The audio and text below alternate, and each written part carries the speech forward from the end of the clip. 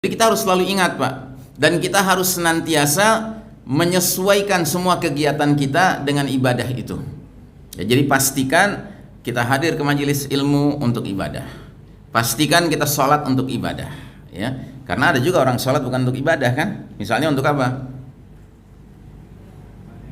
Fawailul lil musallin alladzina hum an sholatihim sahun walladzina hum yura'un. Apa yura'un? Ya, biar dilihat orang, biar dipuji orang, ya kan?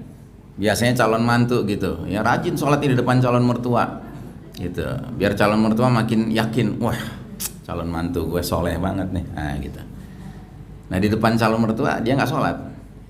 Nah jadi majelis ilmu kita ibadah, sholat kita ibadah. Ya bahkan yang seolah-olah tidak terkait dengan ibadah mahdhah, ibadah ritual seremonial, harus kita kaitkan dengan kerangka ibadah. Ya, dan ini yang seringkali sebagian saudara-saudara kita mengalami disorientasi. Contoh yang paling sederhana, nggak sedikit orang tua, ya, yang ketika pertama kali menikahkan anak pertama dinikahkan, lalu kemudian kerangka ibadah tuh nggak diingat. Lalu pingin punya tamu sebanyak-banyaknya, biar angpaunya banyak, ya kan?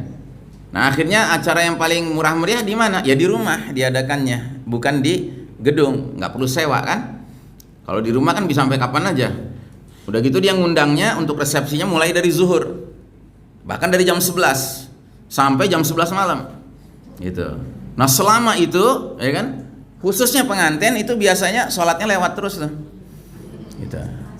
Nah kemudian nanti baru udah selesai bubar tamu semua, udah jamak lengkap gitu, ya kan, bukan jamak takhir Isya dan Maghrib, tidak, tapi jamak lengkap gitu, zuhur, asar, Maghrib, Isya gitu. Itu dia kira biasa-biasa saja, itu nggak ada problem. Itu problem besar, ya. Karena kan biasanya terutama yang perempuan, ya, apalagi memang karena belum mengerti tentang ibadah, ya kan. Kemudian ya ke salon, ya kan, rambutnya mahal itu ngurus rambutnya, ya kan. Wah kalau misalnya dia pergi wudhu, ya kan, acak-acakan rambutnya gitu. Padahal panglingenya diharapkan sampai larut malam, sampai tamu pulang gitu. Itu kadang-kadang begitu. Jadi ibadah tuh seperti hari itu bisa agak cuti dikit gitu. Enggak sih, enggak cuti, kita tetap kok sholat 5 waktu, cuma yang 4 kita satuin, nah, gitu. Atau misalnya keluarga mengadakan acara rihlah tamasya, ya kan, perjalanan lewat darat dari Jakarta pergi rihlah ke Jogja gitu. Nah di perjalanan tuh nggak dipikirin tuh nanti berhenti sholat di mana, nggak dipikirkan.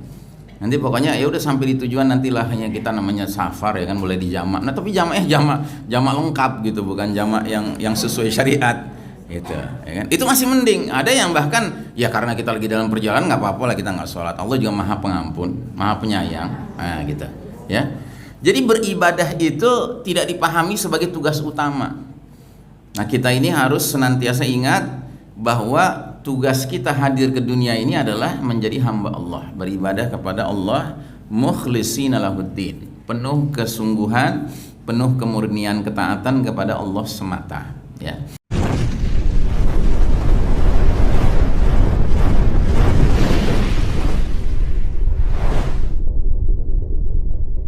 Bismillahirrahmanirrahim. Assalamualaikum warahmatullahi wabarakatuh.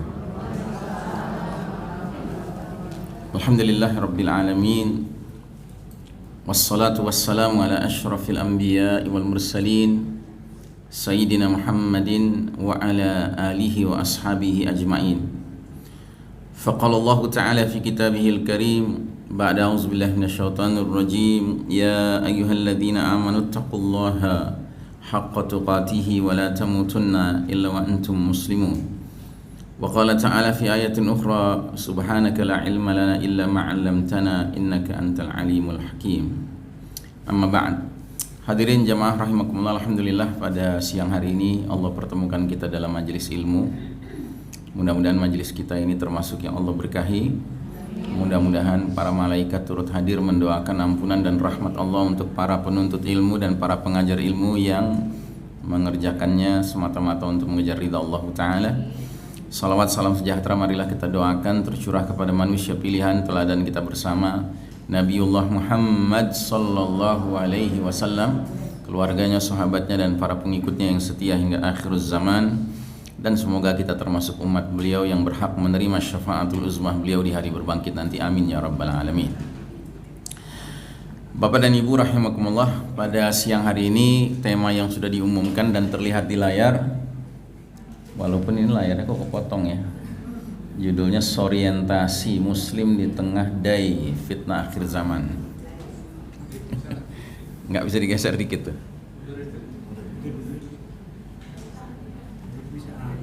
Oh, enggak tuh, potong. Salahnya di mana?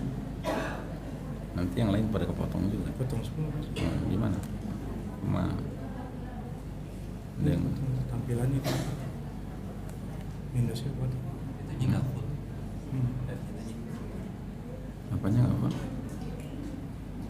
Oke, salah.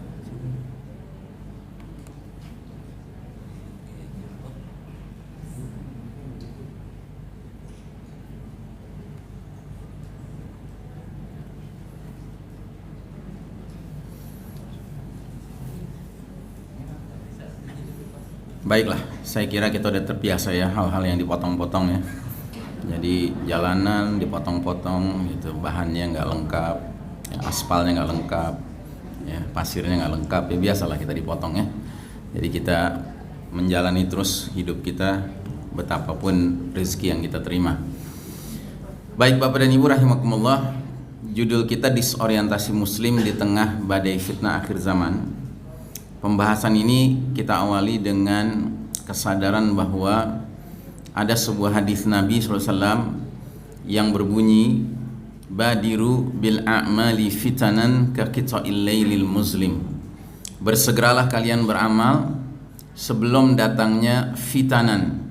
Fitanan itu artinya fitnah dalam jumlah yang banyak ya.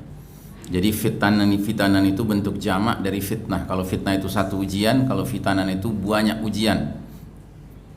Dan kata Nabi, bila era itu tiba, masa itu tiba, maka dunia ini kaqita'il lailil muslim, menjadi laksana sepotong malam yang gelap gulita. Jadi kita hidup dalam kegelapan.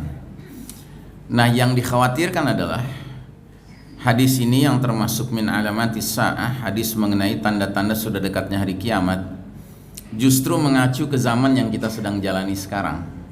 Karena bukan rahasia lagi bahwa zaman yang kita jalani sekarang begitu banyak fitnah yang mengepung hidup kita. Jadi fitnah yang kita hadapi sekarang tidak lagi sekedar fitnah yang klasik yang selama ini kita ketahui. Misalnya fitnah tahta, harta, wanita, tidak. Tetapi fitnah sekarang sudah merambah ke berbagai aspek kehidupan kita. Ada fitnah di bidang ideologi, ada fitnah di bidang politik, ekonomi, sosial, budaya, pendidikan, bahkan fitnah di bidang medis, fitnah di bidang farmasi, peternakan, pertanian, pertahanan, keamanan, ya, kehidupan berbangsa bernegara. Fitnahnya banyak sekali ya. Dan terasa sekali bahwa fitnah ini menyebabkan hidup kita seperti dalam kegelapan malam ya. Nah, celakanya karena hidup dalam kegelapan malam, tidak sedikit saudara-saudara kita yang sesama mengaku mukmin, muslim, itu akhirnya mengalami fenomena yang disebut dengan disorientasi. Nah, apa itu disorientasi? Disorientasi itu punya beberapa makna. Yang pertama, dia bermakna kehilangan arah dan tujuan. Yang kedua, dia bermakna kehilangan kesadaran akan ruang dan waktu. Jadi nggak ngerti dia berada di mana dan tidak ngerti dia berada di zaman seperti apa. Tetapi yang paling mengkhawatirkan disorientasi ini adalah bila seseorang itu sampai ke tingkat lupa diri. Ya, puncak dari disorientasi itu orang sampai lupa diri ya, atau kehilangan identitas. Secara pengakuan dia mengaku muslim, tetapi secara tampilan, secara cara berpikir, secara tingkah laku tidak mencerminkan keislaman. Nah, sedangkan di dalam Al-Quran Allah Ta'ala menjelaskan fenomena lupa diri ini sebabnya apa. Allah jelaskan di surat Al-Hasyr ayat 19. Allah berfirman, ولا تكونوا كالذين نسوا الله فأنساهم أنفسهم أولئك هم الفاسقون. Dan janganlah hendaknya kalian seperti orang-orang yang lupa kepada Allah sehingga mereka menjadi lupa akan dirinya sendiri. Itulah orang-orang yang fasik. Ya, jadi Allah Ta'ala menjelaskan bahwa fenomena lupa diri ini disebabkan karena seseorang lupa kepada Allah Ta'ala. Karenanya kita orang beriman ini diperintahkan dalam Al-Quran untuk mengingat Allah. Bahkan perintahnya itu tidak sekedar perintah untuk mengingat Allah, tapi juga bagaimana mengingat Allahnya itu sampai dijelaskan. Allah berfirman, Ya ayyuhalladzina amanu zkurullaha zikran katsira. Hai orang-orang beriman, ingatlah kalian akan Allah dengan ingat yang sebanyak-banyaknya, ya. Jadi kita tidak dibenarkan mengingat Allah itu kadang-kadang aja gitu, tidak. Tapi kita diminta mengingat Allah sebanyak-banyaknya. Kalau dalam surat Ali Imran itu digambarkan oleh Allah bahwa orang-orang yang menggunakan akalnya, mereka itu digambarkan sebagai alladzina yadhkurunallaha qiyaman wa qu'udan wa ala junubihim, yaitu orang-orang yang mengingat Allah dalam keadaan berdiri, duduk maupun berbaring. Nah, sedangkan hidup kita di dunia cuma ada 3 kemungkinan posisi, Pak. Kalau kita tidak sedang berdiri, kita sedang duduk, atau kita sedang berbaring. Nah, kalau dalam 3 posisi ini selalu ingat Allah, berarti orang ini tidak pernah berhenti mengingat Allah. Ya, dia ingat Allahnya itu full zikir istilahnya. Nah, karenanya Allah kemudian menggambarkan di dalam Al-Quran ada sekumpulan manusia yang paling celaka nanti di akhirat. Jadi di nerakanya itu yang paling menderita. Mereka ini adalah satu kaum yang sama dengan kita, mengaku beriman juga, tapi ternyata mereka ini mengakunya berimannya itu bertentangan dengan apa yang ada di batinnya. Kalau para ulama mengistilahkannya izharul iman wa ibtanul kufur. Mereka menzohirkan, memperlihatkan, ya, tanda-tanda keimanan. Dia sholat, dia sedekah, dia umroh, dia haji, ya kan, dia puasa, tapi batinnya itu kufur, mengingkari Allah Subhanahu wa taala. Nah, mereka ini adalah orang-orang yang paling celaka di akhirat. Siapa mereka? Golongan apa mereka? Al-munafiqun, ya, orang-orang munafik. Allah jelaskan dalam surat An-Nisa, Innal munafiqina fid darkil asfali minan nar walan tajid lahum nasira. Sesungguhnya orang-orang munafik itu akan ditempatkan di kerak api neraka dan sekali-kali mereka tidak punya penolong. Jadi artinya mereka kekal di situ. Dan itu kerak api neraka yang berarti apa? Paling panas, ya. Jadi bahkan posisi mereka lebih mengkhawatirkan daripada kaum kafir, kaum musyrik. Kaum kafir, kaum musyrik nggak sampai di kerak api neraka, tapi munafikun itu di kerak api neraka. Nah, dijelaskan oleh Allah dalam Al-Quran ciri-cirinya kaum munafikun itu, dan salah satu cirinya yang menonjol adalah la yazkurunallaha illa qalila. Mereka tidak mengingat Allah kecuali sedikit saja. Jadi mereka ingat Allah juga seperti kaum beriman, tapi mereka mengingat Allahnya sedikit saja, ya. Jadi tekor, ya, kalau ngadepin dunia yang penuh fitnah kayak sekarang ini, dia jauh gampang terseret, tercabik-cabik, ditarik-tarik oleh aneka fitnah itu, ya. Nah, karenanya pertanyaan besarnya sekarang, bagaimana caranya agar kita tidak sampai kena fenomena disorientasi ini, ya. Karena fitnah yang ada di sekitar kita sangat dahsyat sekarang ini, Pak, ya, sangat potensial kita pun mengalami proses disorientasi, wa na'udzubillah min dzalik. Nah, jawabannya adalah tentunya kita harus mengokohkan orientasi tujuan hidup kita, ya. Dan kalau berbicara tentang orientasi tujuan, setidak-tidaknya ada 2 poin yang harus kita perhatikan. Yang pertama, terus-menerus memahami, menghayati, mengingat-ingat, mengunyah-ngunyah, ya, makna dari penciptaan manusia oleh Allah Ta'ala. Itu yang pertama.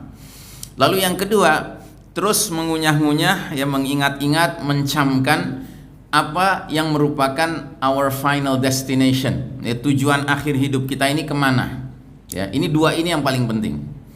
Nah, yang pertama soal penciptaan manusia, Allah Ta'ala menciptakan kita dengan 2 kondisi. Kondisi pertama, kita ini ditetapkan mendapatkan apa yang disebut dengan wazifatul insan, tugas manusia. Ya, tugas kita apa sih di dunia ini? Tugas kita adalah beribadah kepada Allah Subhanahu wa taala. Jadi tugas kita bukan nyari duit. Tugas kita bukan kejar-kejar gelar akademis. Tugas kita bukan berebut menjadi presiden, ya. Tugas kita bukan jadi orang ganteng, jadi wanita cantik, bukan. Itu bukan tugas kita. Tugas kita beribadah, ya. Tapi itu bukan berarti tidak penting menjaga kesehatan, tidak penting menjaga kerapihan, ya kan? Karena apa? Karena kalau semua tadi itu dilakukan dalam kerangka ibadah, jadilah dia dalam rangka menjalankan tugas yang Allah tetapkan kepada manusia. Dan dalam hal ini Allah Ta'ala abadikan ayatnya di surat Az-Zariyat ayat 56. Allah berfirman, wa ma khalaqtul jinna wal insa illa liya'budun. Aku tidak menciptakan jin dan manusia melainkan agar mereka beribadah kepadaku, ya. Dan di sini hanya dua makhluk yang disebut, jin dan manusia.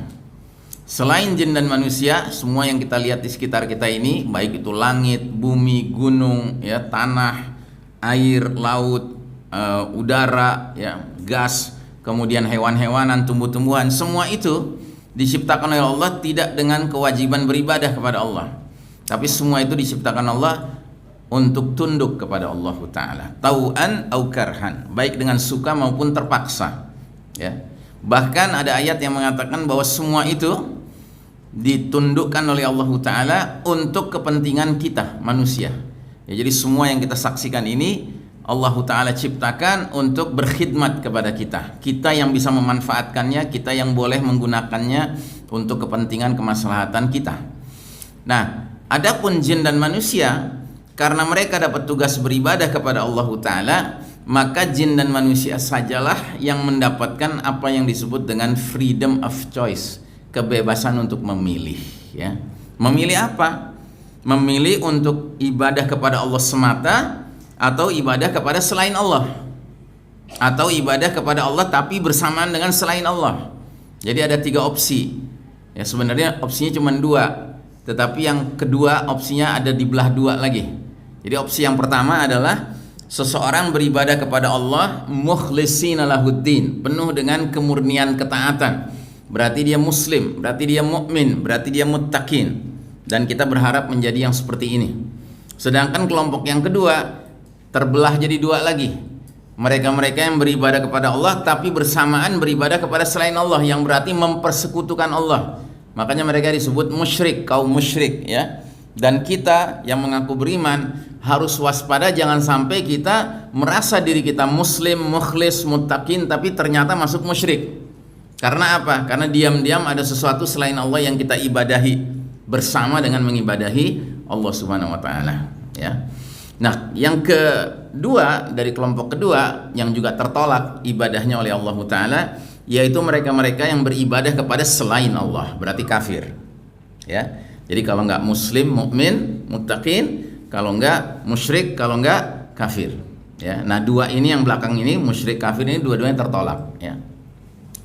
Nah, kita diciptakan oleh Allah sedemikian rupa dengan kesadaran punya tugas beribadah, tapi pada sisi lain kita diberi kebebasan sepenuhnya untuk pilih yang A, yang B maupun yang C, ya. Di antaranya di surat Al-Kahfi Allah Ta'ala berfirman, ayatnya 30-an, ya.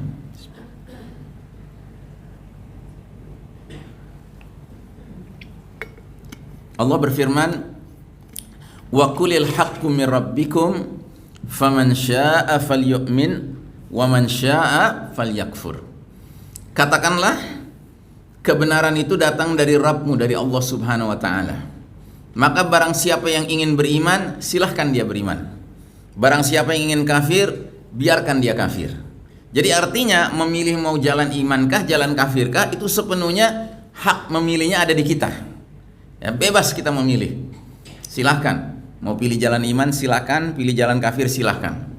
Yang nggak bebas adalah menghadapi akibatnya.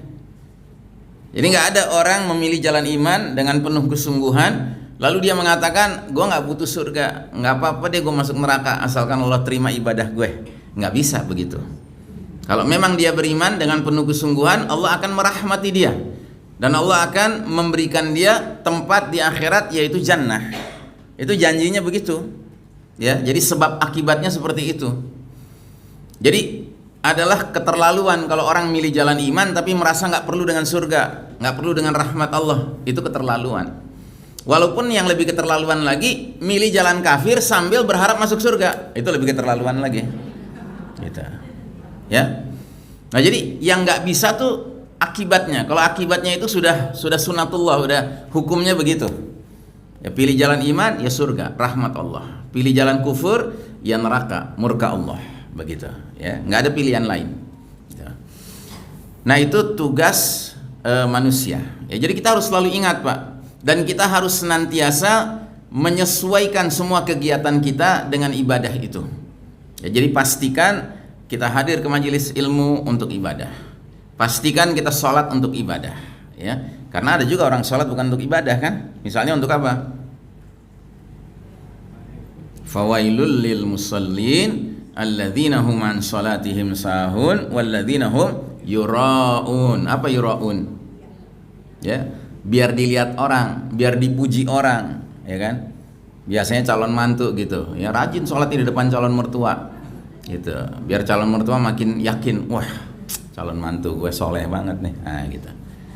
Nah, di depan calon mertua dia nggak sholat. Nah, jadi majelis ilmu kita ibadah. Sholat kita ibadah, ya, bahkan yang seolah-olah tidak terkait dengan ibadah mahdhah, ibadah ritual seremonial, harus kita kaitkan dengan kerangka ibadah. Ya, dan ini yang seringkali sebagian saudara-saudara kita mengalami disorientasi. Contoh yang paling sederhana, nggak sedikit orang tua, ya, yang ketika pertama kali menikahkan anak pertama dinikahkan, lalu kemudian kerangka ibadah tuh nggak diingat. Lalu pingin punya tamu sebanyak-banyaknya biar angpaunya banyak, ya kan? Nah, akhirnya acara yang paling murah meriah di mana? Ya di rumah diadakannya, bukan di gedung, nggak perlu sewa kan? Kalau di rumah kan bisa sampai kapan aja. Udah gitu dia ngundangnya untuk resepsinya mulai dari zuhur, bahkan dari jam 11 sampai jam 11 malam, gitu. Nah, selama itu, ya kan, khususnya pengantin itu biasanya sholatnya lewat terus tuh, gitu. Nah, kemudian nanti baru udah selesai bubar tamu semua, udah jamak lengkap gitu, ya kan, bukan jamak takhir isya dan maghrib, tidak, tapi jamak lengkap gitu, zuhur, asar, maghrib, isya gitu. Itu dia kira biasa-biasa saja, itu nggak ada problem. Itu problem besar, ya. Karena kan biasanya terutama yang perempuan, ya, apalagi memang karena belum ngerti tentang ibadah, ya kan. Kemudian ya ke salon, ya kan, rambutnya mahal itu ngurus rambutnya, ya kan. Wah, kalau misalnya dia pergi wudhu, ya kan, acak-acakan rambutnya gitu. Padahal panglingenya diharapkan sampai larut malam, sampai tamu pulang gitu. Itu kadang-kadang begitu. Jadi ibadah tuh seperti hari itu bisa agak cuti dikit gitu. Enggak sih, nggak cuti, kita tetap kok sholat 4-5 waktu, cuma yang 4 kita satuin, nah, gitu.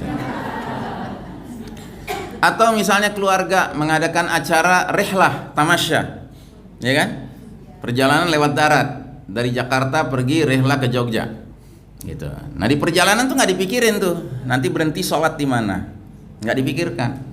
Nanti pokoknya ya udah sampai di tujuan, nantilah hanya kita namanya safar, ya kan, boleh dijamak. Nah, tapi jamak lengkap gitu, bukan jamak yang sesuai syariat.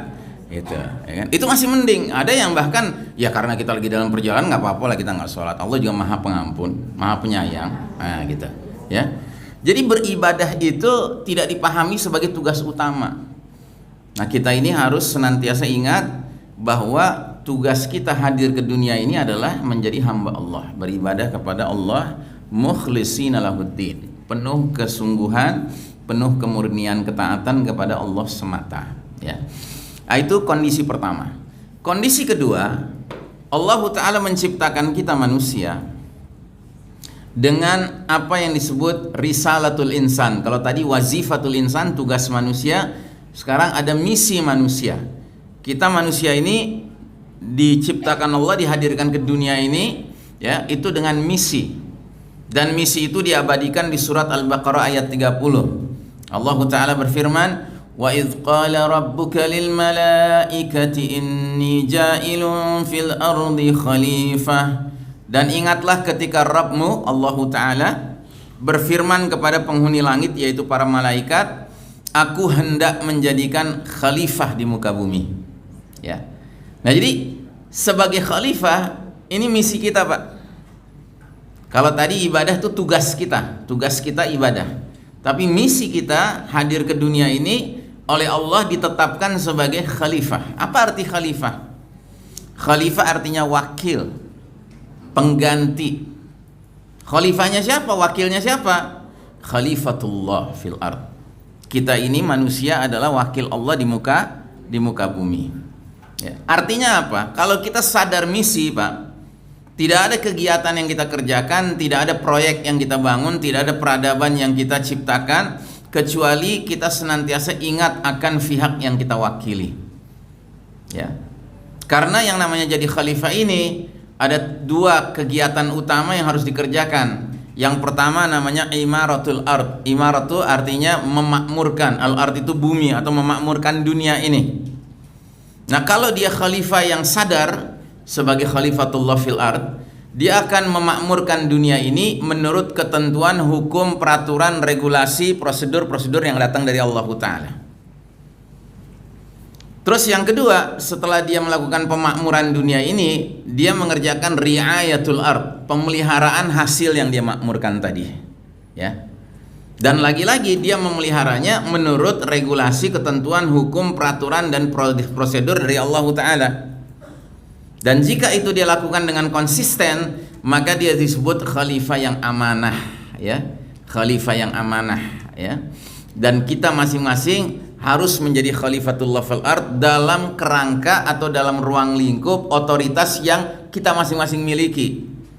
Ingat, Nabi Muhammad SAW bersabda, kullukum ra'in wa kullukum mas'ulun an ra'iyatih. Tiap-tiap kalian adalah pemimpin dan tiap-tiap kalian akan dimintai pertanggungjawaban atas pihak yang dia pimpin. Ya, jadi kita masing-masing setidak-tidaknya adalah pemimpin di keluarga kita, kan? Anak istri kita. Kita akan dimintai pertanggungjawaban di depan Allah nanti tentang bagaimana kelakuan anak istri kita. Begitu. Nah, maka setidak-tidaknya dalam lingkup keluarga yang kita pimpin itulah hukum, peraturan, regulasi, ketentuan serta prosedur yang datang dari Allah kita tegakkan di situ. Ya, dan kita tidak punya kewajiban lebih daripada itu.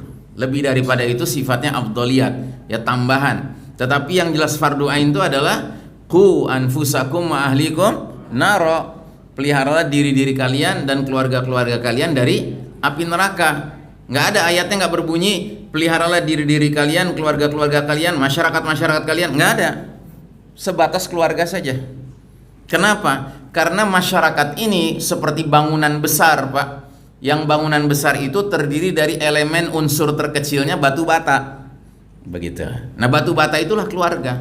Jadi masing-masing kita itu harus menyumbangkan batu bata yang terbaik kepada bangunan masyarakat ini. Yaitu konsepnya Islam seperti itu. Nggak bisa dibalik. Nggak bisa nunggu punya pemimpin yang baik dulu baru kita bisa bangun masyarakat yang baik. Tidak. Gitu. Kita berlomba-lomba menyumbangkan keluarga yang baik bagi masyarakat. Begitu.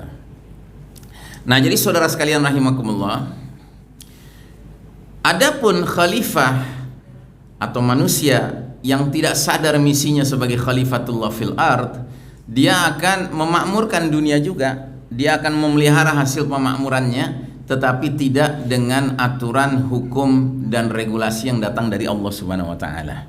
Dia campakkan hukum Allah, dia campakkan peraturan Allah, ya. Nah, khalifah seperti ini namanya khalifah juga, tetapi khalifah yang khianat. Begitu. Dan cilakanya kita hari ini sedang ditakdirkan Allah hidup di bawah kepemimpinan khalifah-khalifah khianat. Itu celakanya, ya. Jadi dunia hari ini tidak sedang dipimpin umat Islam. Kan umat Islam asumsinya adalah umat yang ngerti posisinya sebagai khalifatullah fil ard. Ya. Bukan umat Islam yang lagi mimpin dunia sekarang. Yang mimpin dunia hari ini Barat, Eropa, Amerika, yang tiada lain adalah the Judeo-Christian Society, masyarakat Yahudi Nasrani. Masyarakat yang di dalam surat Al-Fatihah, Yahudi disebut al-maghdubi alaihim, Nasrani disebut ad-dhalin. Ya, al-maghdubi alaihim artinya apa? Yang dimurkai Allah, Yahudi. Ya. Sedangkan ad-dhalin artinya apa? Yang tersesat, yaitu Nasrani. Ya. Nah, jadi hari ini dunia Allah izinkan sedang dipimpin oleh khalifah-khalifah khianat yang tidak peduli dengan hukum Allah, peraturan Allah, ketentuan Allah, prosedur yang datang dari Allah Ta'ala. Mereka mengelola dunia ini, mengembangkan dunia ini, memakmurkan dunia ini seenak maunya mereka. Begitu. Dan karenanya terjadilah badai fitnah sekarang ini, melanda dunia. Terjadilah kita hidup dalam kegelapan sekarang ini, Pak. Ya. Dan ini kita nggak bisa salahkan siapa-siapa, apalagi sampai menyalahkan Allah Ta'ala, tidak. Karena Allah sudah terangkan kepada kita bahwa sepanjang sejarah Bani Adam, kadang-kadang Allah milih khalifah amanah yang mengelola dunia ini, kadang-kadang Allah pilih khalifah khianat yang memimpin dunia ini. Ya, itu hak Allah sepenuhnya. Allah sudah nyatakan dalam surat Ali Imran ayat 26. Qulillahumma malikal mulk tu'til mulka man tasha' wa tanzi'ul mulka mimman tasha'. Katakanlah wahai Allah, pemilik segenap kerajaan, kekuasaan, Engkau berikan kerajaan kekuasaan siapa yang Engkau kehendaki, Engkau cabut kerajaan kekuasaan dari siapa yang Engkau kehendaki. Begitu juga di surat Ali Imran ayat 140. Allah berfirman, "Wa tilkal ayyamu nudawiluha bainan nas." Demikianlah hari demi hari, masa kemenangan dan kekalahan kami pergilirkan di antara umat manusia.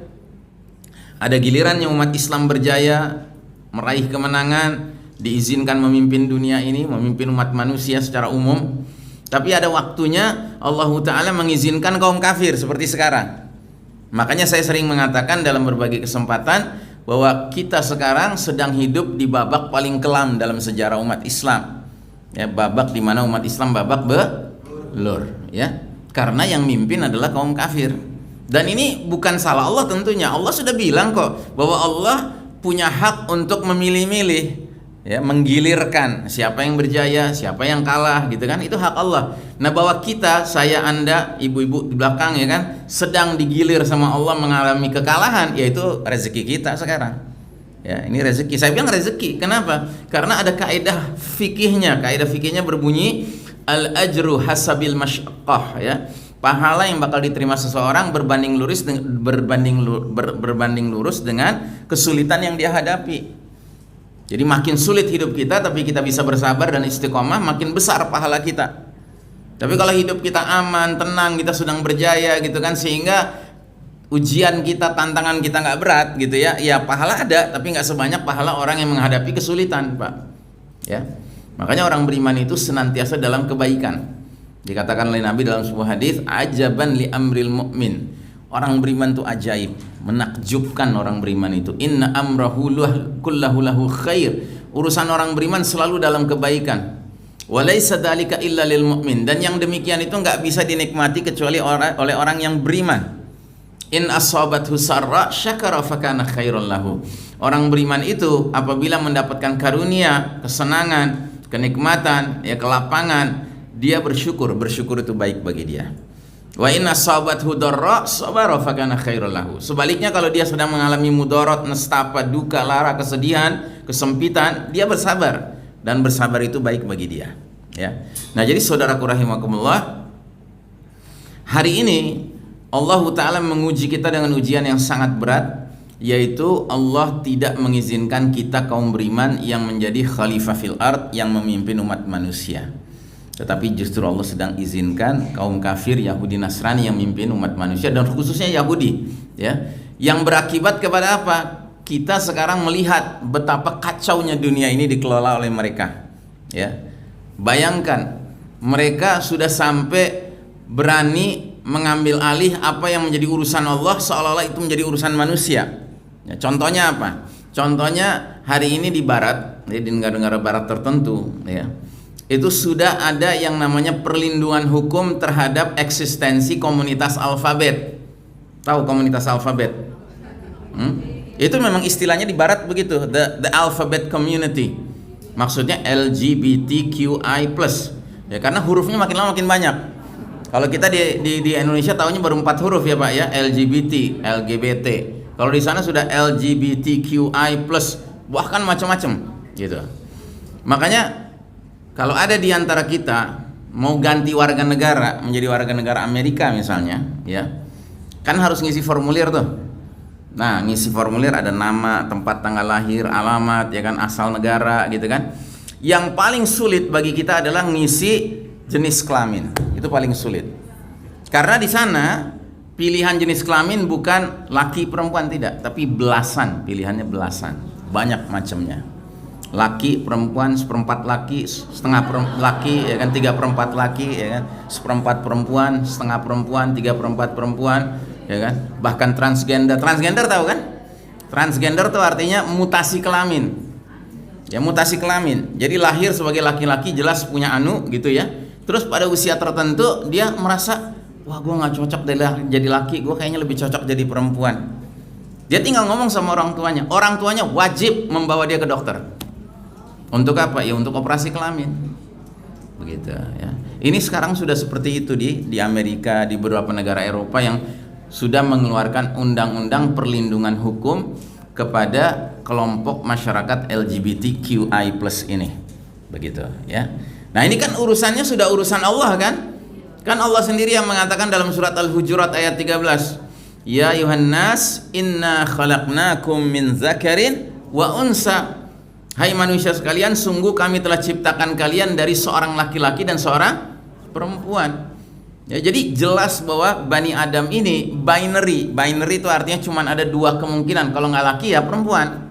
Kalau bukan perempuan ya laki. Kalau bukan laki ya perempuan. Begitu. Nggak ada pilihan ketiga, pilihan keempat, nggak ada. Apalagi pilihan belasan, nggak ada. Tapi sekarang di masyarakat barat, karena mereka bukan khalifah-khalifah yang amanah ya, maka aturan Allah, ketentuan Allah itu dicampakkan, dan mereka bikin aturan sendiri. Aturannya itu adalah seseorang itu bergender, berjenis kelamin sesuai dengan apa yang dia inginkan gitu ya. Nah, celakanya, dan ini sudah terjadi dan sudah mulai menimbulkan keresahan di masyarakat mereka sendiri. Contoh ya, negara bagian di Amerika yang sudah jelas-jelas melindungi LGBT itu adalah California. California ini negara bagian yang banyak orang kayanya, karena di situ banyak bintang film, banyak penyanyi, banyak artis ya. Hollywood juga adanya di situ, begitu ya. Nah, jadi di salah satu SMA di California ya, itu ada sekolah SMA yang pro LGBT. Jadi pelajarnya ya silahkan mau mengaku jenis kelaminnya apa, silahkan. Nah, jadi ceritanya ada seorang pelajar laki-laki ya, dia kemudian memilih untuk mengaku sebagai perempuan yang diistilahkan dengan trans girl ya. Jadi dia alih kelamin menjadi perempuan. Tapi dia tidak dioperasi.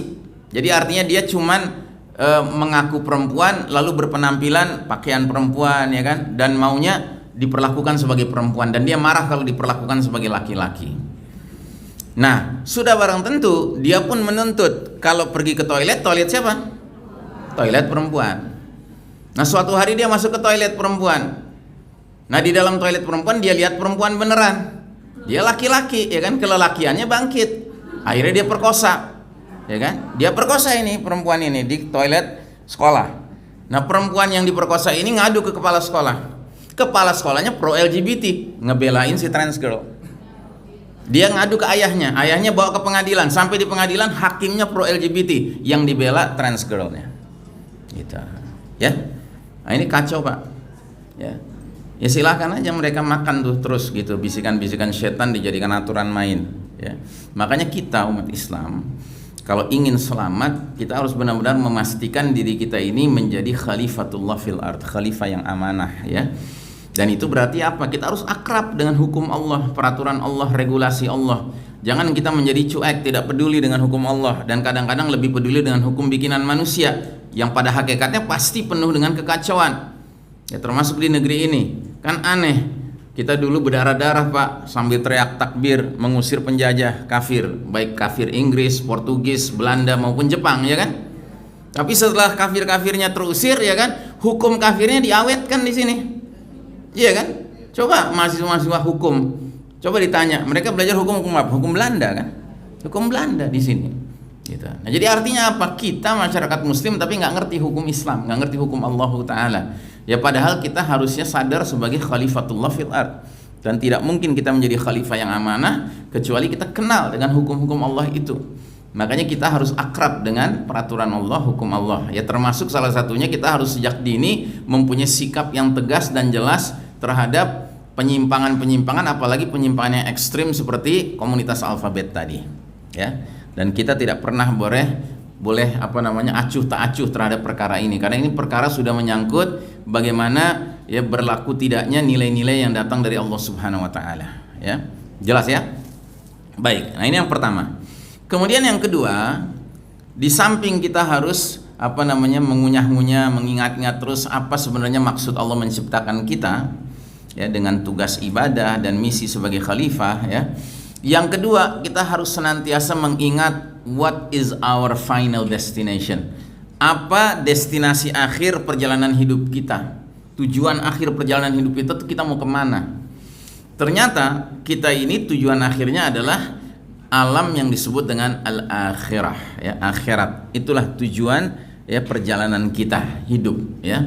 Jadi tujuan kita bukan dunia, tujuan kita bukan tanah kusir, ya kan? Itu belum tujuan akhir itu. Ya, kita masih punya banyak terminal yang harus kita lalui. Kalau kita hitung-hitung total ada 13 terminal yang harus kita lalui dalam perjalanan hidup masing-masing kita. Dan tidak ada seorang manusia pun kecuali harus melewati ke-13 terminal itu tanpa kecuali. Ya. Dan kita hari ini baru berada di terminal ketiga, Pak, dari 13 terminal itu. Nah, ini lengkapnya bisa Anda lihat di gambar ini. Terminal yang paling pertama kita mengalami alam ruh, ya. Nanti saya jelaskan. Terminal kedua kita mengalami alam rahim atau alam kandungan di dalam perut ibu kita masing-masing. Terus kita mengalami alam dunia, dan kita sekarang, Bapak, Ibu, saya semua, kita di sini, kita sedang mengalami terminal ketiga, Pak. Terminal itu halte, ya, halte ketiga. Nanti setelah terminal alam dunia ini kita masuk ke alam kubur, terminal keempat. Nah, di dalam alam kubur itu kita menanti datangnya terminal ke-5, yaitu kiamat, kehancuran jagat raya ini. Setelah itu kita menanti datangnya terminal ke-6, yaitu hari kebangkitan. Kita dibangkitkan lagi, dihidupkan kembali, lalu dikumpulkan ke terminal yang berikutnya di padang mahsyar. Kemudian di padang mahsyar kita akan menanti datangnya hisab, ditandai dengan Nabi Muhammad SAW akhirnya mendapat hak dari Allah Ta'ala, diizinkan untuk memberi syafaat yang menandakan hisab dimulai. Nah, kemudian kita akan mengalami hisab, perhitungan amal, dan kemudian masing-masing kita akan menerima rapot masing-masing, yaitu buku penyerahan catatan amal, ya. Terus kemudian kita melewati yang namanya mizan, terminal keberapa nih? 1, 2, 3, 4, 5, 6, 7, 8, 9, 10, 11. Terminal mizan ini terminal 11. Mizan itu timbangan, ya. Ada daun timbangan kebaikan kita, pahala-pahala kita, dan ada daun timbangan keburukan kita, dosa-dosa kita, ya. Kemudian ada telaga. Telaga ini telaganya Nabi Muhammad SAW, isinya air yang jernih yang akan dibagikan oleh Nabi kita kepada setiap pengikutnya yang diakui sebagai pengikutnya, muslim, ya. Nah, setelah telaga kemudian kita harus menyeberangi sirat. Sirat itu titian yang dibentangkan di atas api neraka, ya, yang mana setiap orang yang mengucapkan kalimat tauhid wajib menyeberanginya, ya. Dan ini penyeberangan yang penuh dengan kekhawatiran. Kenapa? Karena kalau jatuh ya langsung ke neraka. Begitu. Nah, makanya sirat ini kalau mereka yang berhasil menyeberanginya dengan selamat, dia akan masuk ke dalam jannah. Nah, jannah inilah, ya, kediaman kita yang sebenar-benarnya, ya, pulangnya kita yang sebenar-benarnya ke sini. Our home sweet home itu di sini, surga ini, ya kan? Sementara mereka yang tidak berhasil menyeberangi titian, dia akan jatuh dan akan dimasukkan ke dalam neraka. Dan kaum muslimin masuk neraka dibagi dua. Ada yang masuk nerakanya selama-lamanya, wa na'udzubillahi min dzalik, dan ada yang masuk nerakanya artinya sampai batas waktu tertentu yang Allah Ta'ala pandang sudah selesai, terbakar habis semua dosanya, maka dia berhak dipindahkan ke dalam surga. Mereka disebut jahannamiyun, ya. Jahannamiyun itu kira-kira mantan narapidana, gitu, ya. Mantan narapidana dari neraka dipindahkan ke jannah. Nah, jadi masing-masing ini akan kita lalui, Pak. Kita semua pasti melewatinya. Dan kita semua belum ada yang sampai ke terminal keempat, Pak. Kita masih di terminal ketiga, gitu, ya. Nah, terminal pertama, alam ruh, adalah satu alam yang kita tidak tahu di mana keberadaannya, wallahu alam bissawab. Tetapi alam tersebut adalah alam di mana seluruh ruh manusia itu berkumpul. Dari ruhnya Adam alaihissalam sampai ruh manusia terakhir, ya. Cicitnya Adam alaihissalam. Begitu, ya. Nah, kemudian dari mana kita tahu bahwa ada alam ruh ini? Dari Allah. Allah menjelaskan di surat Al-A'raf ayat 172. Kata Allah Ta'ala, wa idh akhadha rabbuka min bani adama min zuhurihim dzurriyyatahum wa ashhadahum ala anfusihim alastu bi rabbikum. Dan ingatlah ketika Rabbmu Allah Ta'ala mengeluarkan dari sulbi tulang belakang anak cucu Adam keturunan mereka, dan Allah Ta'ala mengambil kesaksian terhadap ruh-ruh mereka seraya berfirman, bukankah aku ini Rabb kalian? Jadi seluruh kita waktu itu di alam ruh ditanya, ya, dan seluruh Pak, ya semua hadir waktu itu. Adi hadir, ya kan, kemudian semua teman-teman di sini hadir, ya, ibu-ibu hadir, ya kan, bahkan Joe Biden hadir, Putin hadir, ya, Netanyahu hadir, ya, Namrud hadir, Fir'aun hadir, Dajjal hadir, ya kan, roh-rohnya semua, ya, semuanya baru roh gitu loh Pak. Belum ditiupkan ke dalam janin untuk jadi cabang bayi gitu, ya, belum gitu. Dan semua jawabannya sama. Jawabannya semuanya adalah, ya, qalu bala syahidna. Mereka para roh-roh itu menjawab ketika ditanya Allah, bukankah aku Rabb kalian? Maka mereka menjawab, benar, betul, engkau Rabb kami, kami bersaksi, ya. Nah, kenapa kejadian ini diabadikan di dalam Al-Quran, dijelaskan di dalam Al-Quran? Kata Allah Ta'ala, kami lakukan yang demikian itu agar di hari berbangkit kelak nanti tidak ada di antara kalian berkata, sesungguhnya ketika di dunia dahulu kami lengah terhadap urusan ini. Begitu, ya. Jadi Masya Allah, kita umat Islam ini harus bersyukur karena kitab kita Al-Quranul Karim menjelaskan adanya peristiwa di alam arwah ini Pak, alam ruh ini. Apa bedanya Ustadz arwah dengan ruh? Arwah itu bentuk jamak dari ruh. Kalau ruh satu, kalau arwah itu banyak, ya, banyak ruh gitu. Nah, jadi di alam arwah itu semua kita tanpa kecuali telah menjawab bahwa benar, ya Allah, engkaulah Rabb kami. Dengan kata lain, semua manusia yang lahir ke dunia ini pada hakikatnya punya modal untuk mengenal siapa Rabbnya, Allah Subhanahu wa Ta'ala, ya. Makanya ada hadis mengatakan, kullu mauludin yuladu alal fitrah. Tiap anak yang lahir dalam keadaan fitrah, suci, murni, nggak ada dosanya. Jadi kita nggak mengenal yang namanya konsep dosa turunan, dosa warisan, nggak ada, ya. Jadi nggak ada di dalam konsep kita. Kenapa anak bayi itu mesti dimandikan? Karena dia bawa dosa turunan, dia harus dibersihin, dibaptis gitu. Nggak ada kita. Tapi kalau dalam Kristen kan begitu.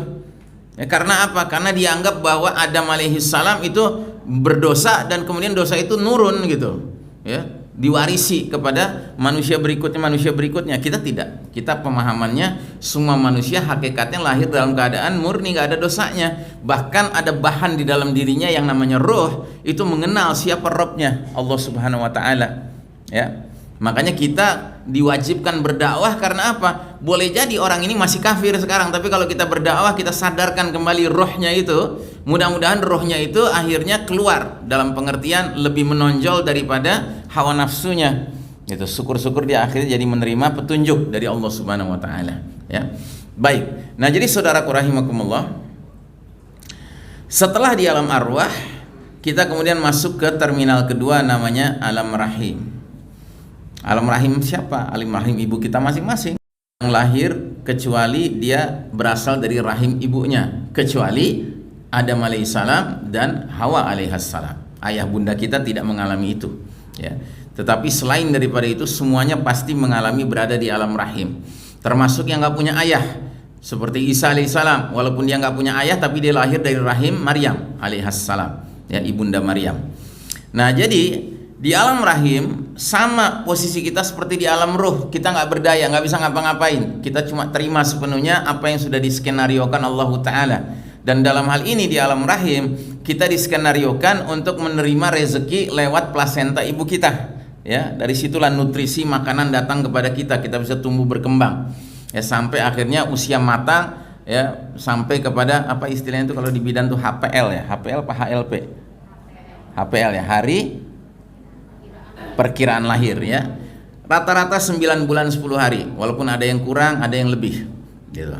Tapi yang jelas di dalam hadis dikatakan bahwa ketika dalam kandungan ibu kita masing-masing kita berusia 4 bulan atau 120 hari, datanglah malaikat meniupkan ruh. Nah, tadi itu dari alam ruh tadi ditiupkan ke dalam ya, bayi yang ada di dalam rahim seorang ibu pada usianya 4 bulan 120 hari.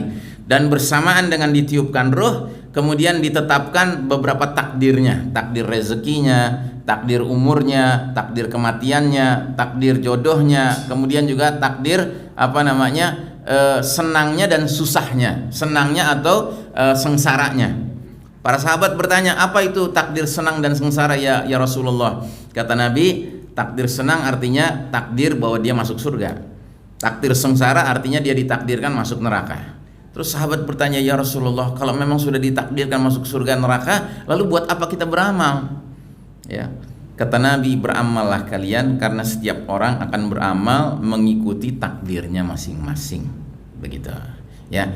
Nah, alhamdulillah kita umat Islam diajarkan bahwa takdir Allah Ta'ala itu ya hendaknya kita harapkan adalah takdir yang baik ya. Dan kita punya hak untuk memohon kepada Allah takdir yang baik ya. Dan tidak mungkin seseorang itu mendapat takdir yang baik kalau dia tidak memiliki apa yang disebut dengan husnuzon billah, sangka baik kepada Allah Ta'ala. Ya, sebab dalam sebuah hadis qudsi Nabi Muhammad SAW bersabda bahwasanya Allah Ta'ala berfirman, ana inda zanna abdi bi, aku mengikuti persangkaan hambaku kepada diriku. Kalau hambaku bersangka baik kepadaku, maka aku pun menjadi baik bagi dia. Kalau hambaku bersangka buruk kepadaku, maka aku pun jadi buruk bagi dia. Ya, makanya si iblis itu adalah makhluk yang paling suuzon kepada Allah Ta'ala, ya, yang paling buruk sangka kepada Allah Ta'ala. Makanya dia akan mendapatkan keburukan di akhirat nanti. Ya, bayangkan, masa dia mengatakan, ya Allah, karena engkau sudah menghukumi aku sesat, nah, kan gitu. Dia nyalain Allah kan? Dia nyalain Allah. Gitu. Maka aku akan sesatkan Bani Adam sebanyak-banyaknya. Gitu. Jadi motivasi dia menyesatkan kita karena dia menyalahkan Allah, bahwa Allah menyesatkan dia. Na'udzubillahi min dzalik. Nah, jadi saudaraku rahimakumullah, di alam rahim kita pun tidak berdaya. Ya, di alam ruh kita nggak berdaya, di alam rahim kita nggak berdaya. Nah, setelah itu pada HPL, ya, hari diperkirakan kita lahirlah kita, maka kita masuk ke terminal ketiga alam dunia ini. Nah, di alam dunia inilah baru kemudian kita mendapatkan hak freedom of choice, kebebasan untuk memilih mau jadi hamba Allah yang taat atau menjadi hamba Allah yang maksiat, yang durhaka, yang menentang Allah Subhanahu wa taala. Silahkan. Ya, itu sepenuhnya adalah hak kita untuk memilih. Yang tidak punya hak memilih adalah akibatnya. Kalau memilih jalan keimanan, ya jangan sekali-kali merasa nggak perlu dengan surga. Pasti kalau menempuh jalan iman dengan penuh kesungguhan, akibatnya Allah akan memasukkan dia sebagai balasan kebaikannya ke dalam jannah. Sebaliknya, kalau orang memilih jalan kekufuran lalu berharap bisa masuk surga, itu pun nggak mungkin. Kenapa? Kalau dia milih jalan kekufuran, berarti dia memilih jalan setan. Sedangkan setan itu, ya, ujung akhirnya adalah masuk ke dalam neraka api yang menyala-nyala. Begitu. Sebagaimana firman Allah dalam surat Fatir kan, innasyaitana lakum aduwwun fattakhidhuhu aduwwa. Sesungguhnya syaitan itu bagi kalian adalah musuh, maka perlakukanlah dia sebagai musuh.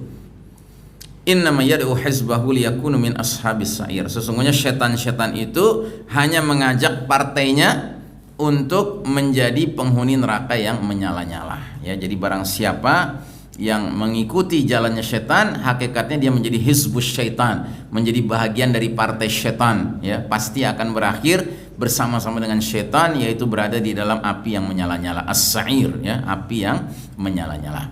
Nah, jadi di dunia ini Allah abadikan di surat Al-Kahfi ayat 29, ya, bukan 30-an, ya, maaf, tadi saya bilang ayat 30-an, ternyata ayat 29. Allah mengabadikan dalam firman-Nya, wa qulil haqqu mir rabbikum faman syaa'a falyu'min wa man syaa'a falyakfur.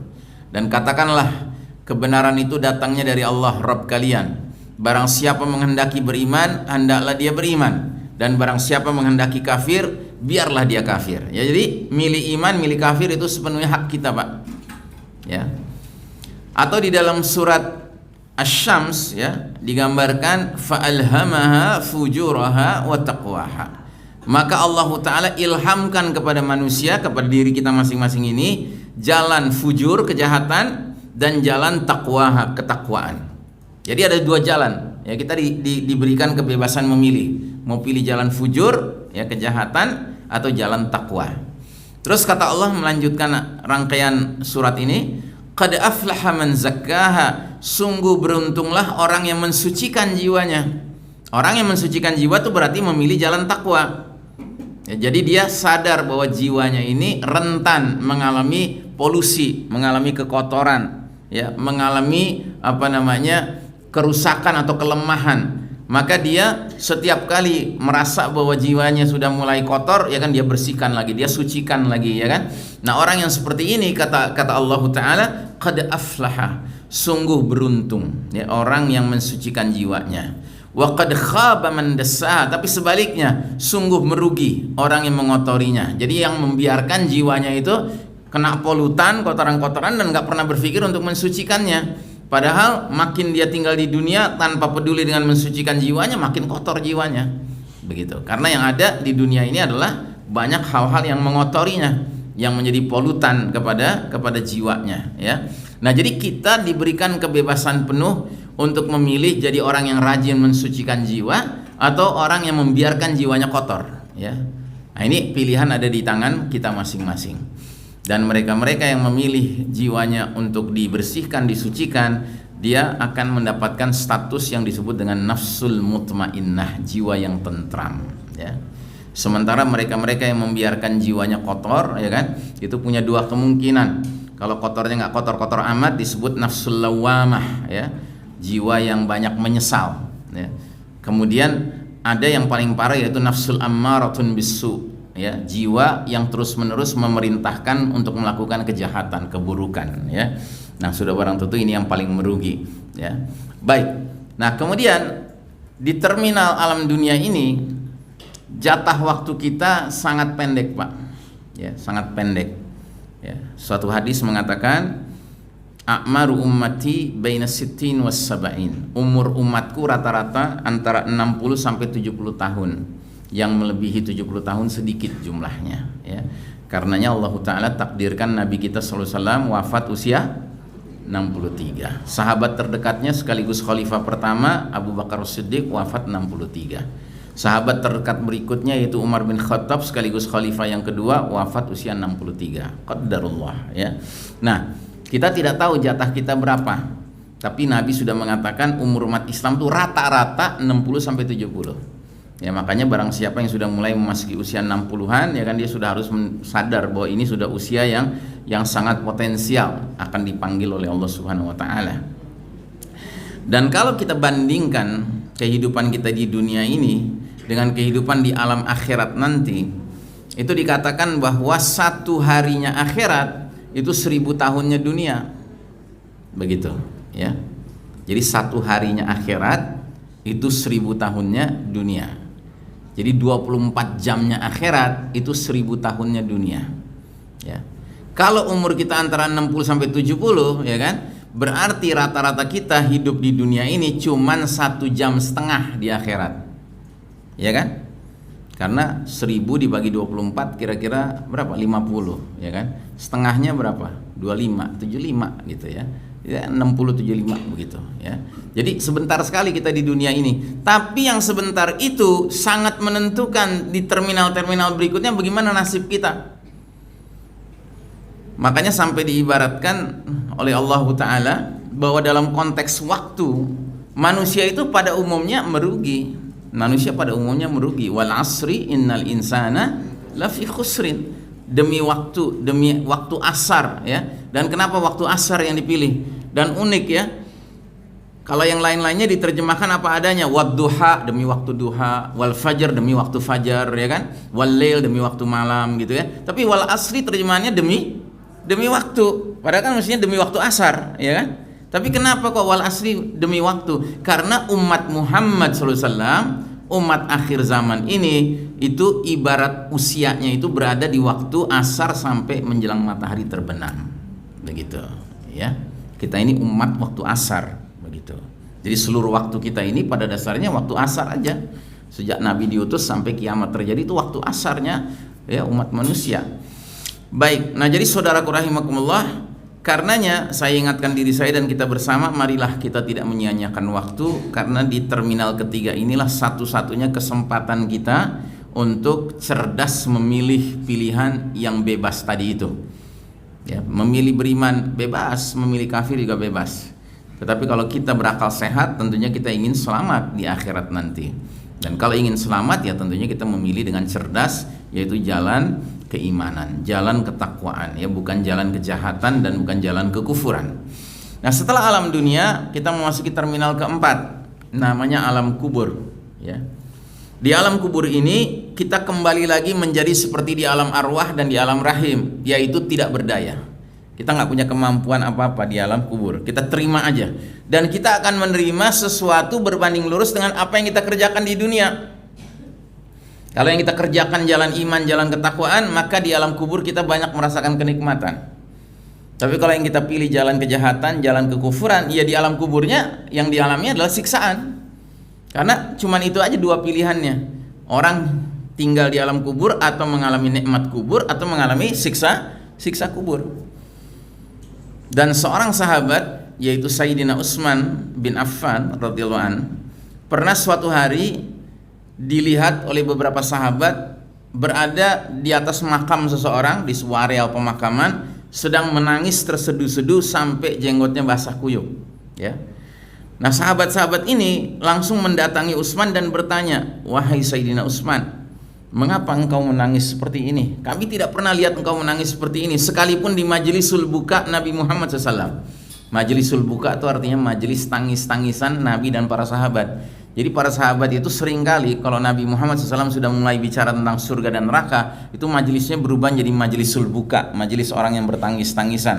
Ya, karena Nabi itu kalau menggambarkan surga, menggambarkan neraka itu benar-benar penggambaran yang penuh penghayatan, dan itu mempengaruhi hati para sahabat. Ya, kami lihat engkau menangis juga di majlisul bukanya Rasul, tetapi nggak pernah kami melihat engkau menangis seperti ini. Apa yang terjadi wahai Sayyidina Utsman? Akhirnya kata Utsman, "Innal qabra awalu manzilin min manazilil akhirah." Sesungguhnya alam kubur adalah terminal pertama dari terminal-terminal alam kehidupan akhirat. Ya, fa in naja minhu fama ba'dahu aisaru min. Apabila seseorang di dalam alam kuburnya merasakan keselamatan, kenikmatan, maka setelah alam kubur itu terminal-terminal berikutnya akan lebih mudah. Begitu. Tapi sebaliknya, wa illam yanju minhu fama ba'dahu asyaddu min. Sebaliknya, bila dia tidak selamat darinya, jadi di alam kuburnya dia merasakan siksaan, azab, ya kan? Maka sesudahnya terminal-terminal berikutnya lebih sulit lagi. Gitu. Jadi itu yang membuat Utsman menangis sedemikian rupa. Bahkan kemudian Utsman mengutip sabda Nabi yang mengatakan, "Ma ra'aitu manzaran qat illa al-qabru afdahu min." Aku tidak pernah melihat suatu tempat yang lebih mengerikan daripada pekuburan. Ya, maksudnya apa? Maksudnya tempat itu adalah tempat banyak orang mengalami siksaan. Ya, nauzubillahi min dzalik, ya. Dan alhamdulillah kita pernah didoakan oleh Nabi agar umatnya berhak mendengar suara-suara di bawah tanah, tetapi ternyata nggak dikabulkan sama Allah Ta'ala. Kata Nabi, ya Allah tidak mengabulkan karena khawatir tidak ada seorang muslim pun mau mengurus jenazah saudara muslimnya. Kalau seandainya kita bisa mendengar suara di bawah tanah, ya, karena suaranya itu mengerikan, Pak. Suara orang-orang yang sedang kesakitan, teriak sejadi-jadinya karena siksaan yang dialaminya di alam kubur, ya. Nah, jadi saudaraku rahimakumullah, kita semua akan masuk ke terminal keempat ini, ya. Kemarin ada kawan saya, tetangga sekaligus juga kawan dari tahun 80-an, ya, dipanggil Allah Subhanahu wa taala, ya. Dia sudah pindah terminal. Saya masih di terminal 3, dia sudah di terminal keempat. Kita nggak tahu jadwal kita pindah terminal ini kapan. Tapi yang pasti, ya, kematian itu hak, ya, benar adanya, ya. Nah, jadi saudaraku rahimakumullah, di alam kubur ini manusia atau penghuninya cuma mengalami dua kemungkinan. Mereka-mereka yang merasakan kenikmatan alam kubur, mereka akan diperlihatkan setiap pagi dan sore calon tempat tinggalnya di surga. Lengkap rumahnya, dengan isinya berupa perabot maupun berupa penghuninya, yaitu keluarga dia yang sama-sama dengan dia beriman tentunya, ya. Nah, pemandangan itu dia tahu ini pemandangan tempat tinggalnya kelak di akhirat nanti di surga, dan dia ingin sekali untuk ke situ sesegera mungkin. Cuman dia tahu bahwa ada penghalang antara dirinya dengan tempat itu. Penghalangnya itu adalah peristiwa kiamat, gitu. Kalau kiamat belum terjadi nggak mungkin bisa ke sana. Maka si penghuni yang merasakan nikmat kubur setiap pagi dan sore diperlihatkan gambaran tadi, dia doanya cuma satu, Rabbi aqimis sa'ah hatta arji'a ila ahli wa mali. Ya Rabbku, segerakanlah datangnya hari kiamat agar aku bisa berkumpul dengan keluargaku dan hartaku. Masya Allah, ya. Sebaliknya mereka-mereka yang mengalami siksa kubur, setiap pagi dan petang diperlihatkan tempat tinggalnya kelak di neraka. Dan dia sangat ngeri ngelihatnya, dan dia tahu itu tempat tinggal dia nantinya. Dan dia tahu juga antara dia dengan tempat itu ada pembatas, yaitu peristiwa kiamat. Maka doa dia cuma satu, Rabbi la tuqimis sa'ah. Ya Allah, jangan kau jadikan kiamat tegak, jangan kau jadikan kiamat berlangsung, ya. Dia mengharap kiamat nggak pernah terjadi, padahal kiamat pasti terjadi, gitu. Ya, makanya kita dianjurkan kalau membaca doa iftitah salat malam itu ada salah satu pilihan doa iftitah itu yang panjang sekali, tetapi di dalamnya kita ditanamkan dalam diri kita keyakinan akan hal-hal seperti ini. Ya, di antaranya di dalam doa panjang itu ada kalimat antal haqqu, wahai Allah engkaulah yang maha benar. Antal haqqu wa wa'dukal haqqu, janjimu benar. Wa qauluka haqqun, ucapan-ucapanmu itu benar. Wal jannatu haqqun, surga itu benar. Wan naru haqqun, neraka itu benar adanya. Ya, wa Muhammadun sallallahu alaihi wasallam haqqun, was sa'atu haqqun, ya kan? Nabi Muhammad itu benar adanya. Kiamat itu benar adanya. Nah, dengan kita mengucapkan ini, Pak, ya, diharapkan ini menjadi mental kita menjadi demikian, siap menghadapinya, dan bahkan kita mudah-mudahan dengan demikian nanti di alam kubur kita termasuk yang berdoa ingin segera kiamat terjadi, begitu, ya. Nah, jadi saudaraku rahimakumullah, itu terminal keempat, ya. Seseorang berada di alam kubur sampai kapan? Ya sampai masuk ke terminal kelima. Terminal kelima itu peristiwa kiamat, ya, the total destruction of the whole universe by the will of the Almighty Allah Ta'ala.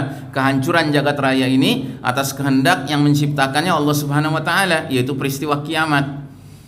Nah, diabadikan di surat 47, surat Muhammad ayat 18.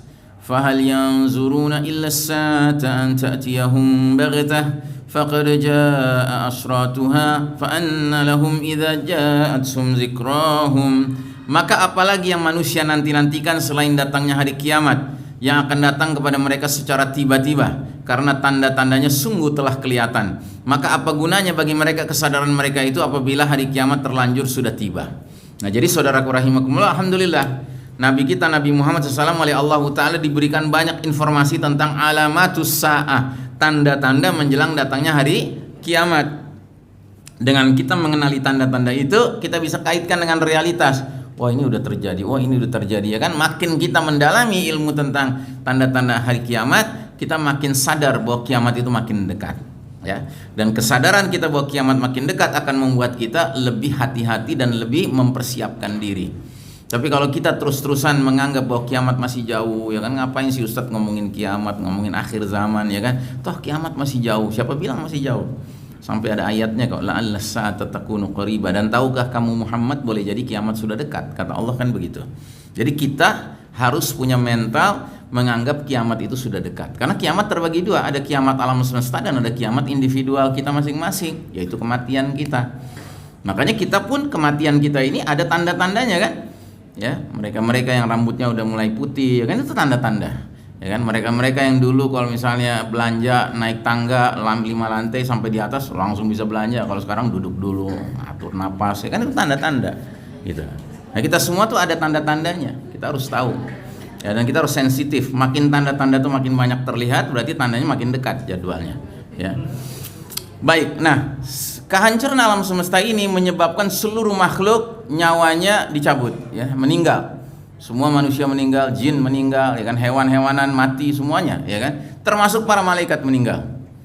Dan yang paling akhir mati siapa? Malaikat pencabut nyawa. Lah iyalah, ya kan? Makanya malaikat pencabut nyawa nanti terakhir dimatikan langsung oleh Allah Subhanahu wa taala, ya. Dan ketika seluruhnya sudah mati, berarti yang hidup hanya satu, Allah Subhanahu wa taala, Al-Hayyul Qayyum, yang maha hidup dan maha mengurus hamba-hambanya. Nah, dikatakan dalam hadis ya bahwasanya ketika kiamat sudah terjadi sementara terminal ke-6 belum datang, ya, maka Allah taala kemudian akan berfirman, ya, Anal Malikil Yaum, Ainal Jabbarun, Ainal Mutakabbirun. Akulah raja pada hari ini. Mana itu mereka-mereka yang memaksakan kehendaknya? Mana itu mereka-mereka yang menyombongkan diri? Ya, maksudnya Allah bertanya, mana itu mereka-mereka yang merasa berkuasa dulu di dunia, bisa memaksakan kehendak, bisa berlaku sombong? Ya, mana itu Namrud? Mana itu Firaun? Mana itu Dajjal? Itu, ya kan? Ya, apalagi sekedar si jahe, ya kan? Nggak usah diomongin deh. Gitu. Nah, jadi saudaraku rahimakumullah, nggak ada yang jawab, ya karena semuanya sudah mati, hanya Allah yang hidup, ya. Nah, menurut satu hadis dikatakan jarak antara terminal ke-5 dengan terminal ke-6, yaitu hari kebangkitan, itu 40. Tapi kita nggak tahu 40 apa, 40 jam, 40 hari, 40 bulan, 40 tahun, nggak tahu kita. Ya, satuannya pun kita nggak tahu, dimensinya apa kita nggak tahu. Tapi yang jelas terminal ke-6 adalah terjadinya al-ba'ats, hari kita dibangkitkan kembali. Wa nufikha fis-suri fa idahum minal ajdathi ila rabbihim yansilun, surat Yasin ayat 51. Lalu ditiuplah sangkakala kedua, maka seketika itu mereka keluar dari kuburnya dalam keadaan hidup menuju kepada Rabbnya Allah Subhanahu wa taala. Lalu datanglah terminal ke-7, yaitu padang mahsyar. Kita dikumpulkan di padang mahsyar, disebutkan dalam sebuah hadis riwayat Imam Muslim. Nabi bersabda, yuhsyarun nasu yaumal qiyamati ala ardin bayda'a afra'a ka qursatin naqi laisa fiha alamun li ahadin. Pada hari berbangkit kelak nanti manusia akan dikumpulkan di bumi yang sangat putih, berbentuk bulat pipih dan datar, tanpa ada tanda petunjuk bagi siapapun di atasnya. Jadi datar semua hamba Allah dari Adam alaihissalam sampai cucunya yang paling terakhir, ya kan, hadir semua. Kita semua hadir dan kita tidak bisa melihat ada satu bukit atau gunung, nggak ada tanda petunjuk, nggak ada, ya, nggak ada lubang, nggak ada jurang, ya kan, semua datar saja, warnanya putih, ya. Apalagi sekedar tanda belok kanan nggak boleh, udah nggak ada, ya, itu semua nggak ada, ya. Jadi benar-benar hanya bumi Allah, ya, yang sifatnya berbentuk bulat pipih dan datar, ya, tanpa ada tanda petunjuk sama sekali. Lalu di padang mahsyar ini kita ngapain? Kita menunggu terjadinya hisab, begitu, ya. Dan penantian ini senantiasa sifatnya menggelisahkan. Semua orang yang sedang menunggu pasti gelisah, Pak. Walaupun yang ditunggu adalah sesuatu yang menyenangkan. Contohnya seorang kakek-kakek, ya kan, atau calon kakek, ya kan, anak pertamanya baru mau melahirkan. Berarti cucu pertama kan mau lahir kan? Ya kan? Nah, itu menunggu cucunya lahir tuh dia gelisah. Walaupun nanti begitu lahir kan senang dia. Gitu. Tapi gelisah dia ketika menunggu. Apalagi seorang bujangan, dia baru pergi ngelamar sama orang tuanya, seorang wanita, diterima lamarannya. Terus ada disepakati 3 bulan lagi akan menikah. Itu 3 bulan penuh penderitaan itu. Ya kan? Walaupun menanti kesenangan, yaitu menanti menikah. Nah, apalagi menanti sesuatu yang mengerikan, lebih gelisah lagi. Tapi yang pasti yang namanya menunggu itu pasti menggelisahkan. Makanya para sahabat lebih gelisah lagi ketika Nabi mengatakan bahwa di padang mahsyar kita akan menunggu terjadinya proses hisab selama 50.000 tahun. Jadi menunggu 50.000 tahun. Makanya para sahabat langsung bertanya, khamsina alfah ya Rasulullah, khamsina alfah sanah ya Rasulullah, 50.000 tahun ya Rasulullah. Nabi langsung menangkap kegelisahan para sahabat, sehingga dihibur sama Nabi. Adapun bagi orang beriman, penantiannya cukup seperti menanti 1 kali waktu sholat waktu di dunia. Masya Allah ta'ala, ya. Berapa lama itu kita menunggu 1 waktu kali sholat, satu kali waktu sholat? Ya kira-kira misalnya kita di hari Minggu nggak lagi ngantor, tiba-tiba terdengar suara azan zuhur, ya kan? Ya, maka kita pergi ke toilet, kita wudhu, ya kan? Terus kemudian kita jalan ke masjid, kemudian kita sholat qobliyah, kemudian kita menunggu qomat, terus qomat berkumandang, kita sholat bersama imam dan jamaah. Selesai itu kita wirid, kemudian kita sholat ba'diyah, ya. Terus kita jalan pulang ke rumah. Total mungkin setengah jam. Masya Allah, ya. Jadi orang beriman menantinya nggak perlu sampai 50.000 tahun, tapi tentunya orang beriman yang sholat, ya, dan sholatnya ke masjid. Gitu. Nah, makanya kita harus membiasakan diri kita, terutama sebagai muslim laki-laki, ya kan, sholatnya 5 waktunya ya di masjid, ya di rumah Allah Subhanahu Wa Taala, karena panggilannya untuk kita. Ya. Jadi setiap kita mendengar panggilan azan itu ibaratnya kita harus mengingat bahwa ini boleh jadi panggilan terakhir, ini boleh jadi panggilan terakhir. Ya. Karena yang manggil Allah. Ya, pada dasarnya kita ini pulang ke Allah itu, meninggal itu adalah kita dipanggil oleh Allah Subhanahu Wa Taala. Nah baik, jadi di padang mahsyar karena gelisah menunggu dan menunggu, akhirnya mulailah umat manusia mencari-cari kira-kira siapa ini orang yang bisa kita andalkan untuk bisa mengajukan proposal ke Allah agar hisab dimulai. Maka didatangilah ayahanda kita bersama, Adam alaihis salam. Ya, mereka minta kepada Adam, wahai Adam, ayah kami, mintalah kepada Allah agar hisab dimulai. Nggak apa-apa lah, terserah putusannya apa, masuk neraka kayak apa kayak, pokoknya udah nggak tahan nih nunggu gitu. Kata Adam alaihissalam, nggak bisa, aku nggak mungkin bisa mengajukan permintaan itu karena aku sendiri sibuk dengan dosaku. Aku telah terjebak oleh iblis, aku memakan dari pohon yang terlarang untuk didekati. Carilah Nabi Nuh, coba minta sama Nabi Nuh. Maka carilah Nabi Nuh, ketemu Nabi Nuh. Nabi Nuh juga menolak dengan alasan Nabi Nuh sibuk sedang memohon ampunan Allah atas dosanya yang tidak bisa dia lupakan. Nabi Nuh dosanya apa? Dia pernah berdoa agar Allah hancurkan sebinasa-binasanya kaum kafir, ya, dari muka bumi ini, ya. Dia merasa doanya itu termasuk doa yang menunjukkan ketidaksabaran, begitu. Dia sibuk dengan memohon ampun Allah akan dosa yang satu itu. Kata dia, cobalah kalian datangi Ibrahim. Mereka datangi Nabi Ibrahim alaihissalam. Ternyata Nabi Ibrahim juga sedang sibuk memikirkan dosanya. Nabi Ibrahim mengatakan, aku pernah berdusta 3 kali di 3 tempat yang berbeda, ya kan, aku sibuk mohon ampun Allah atas dosa ini. Coba kalian datangi Nabi Musa. Maka mereka datangi Nabi Musa. Ternyata Nabi Musa alaihissalam juga sedang sibuk memikirkan dosanya, yaitu dosanya pernah membunuh seorang Koptik Mesir, ya. Dia bilang, kalian pergilah ke Nabi Isa alaihissalam. Pergilah mereka ke Nabi Isa alaihissalam. Nabi Isa alaihissalam pun mengatakan hal yang sama. Kalian datangilah Nabi Muhammad SAW. Nah akhirnya Nabi Muhammad SAW ketika didatangi, ya, manusia berkata, ya Nabi Allah Muhammad, engkaulah Rasulullah, engkaulah khataman nabiyyin, nabi terakhir, dan Allah telah memberi ampunan kepadamu atas dosa yang telah lalu dan yang akan datang. Mintalah syafaat untuk kami kepada Rabbmu, kepada Allah Ta'ala. Tidakkah engkau lihat kondisi kami? Maka Nabi menjawab, ana li syafa'ah, ana li syafa'ah, aku untuk syafaat, aku memang orangnya yang bisa memohon syafaat kepada Allah Ta'ala.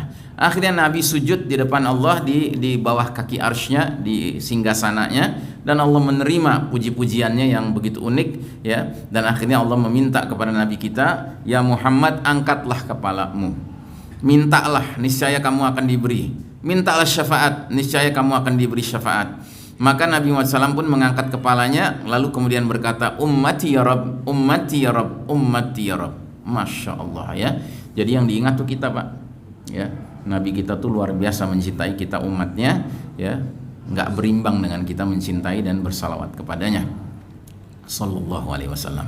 Nah jadi saudaraku rahimakumullah, setelah peristiwa ini maka dimulailah hisab, ya. Hisab dimulai dan digambarkan di dalam surat Az-Zumar ayat 69, wa asyraqatil ardu binuri rabbiha wa wudi'al kitab wa ji'a bin nabiyyin wasyuhada'i wa qudiya bainahum bil haqqi wa hum la yuzlamun.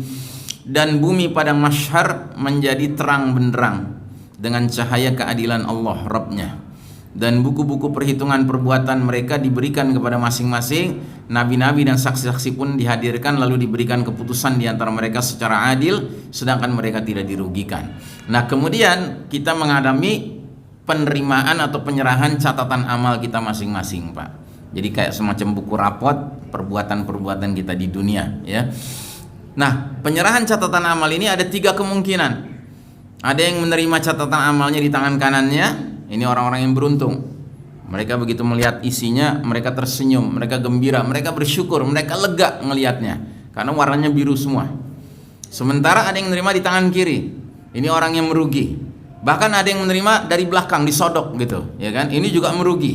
Ketika mereka membukanya, wajah mereka langsung merengut, ya. Mereka langsung ketakutan karena apa? Isinya merah, banyak sekali merahnya, ya. Sebagian ada yang biru-birunya di selip-selip sana sini, tapi merahnya banyak.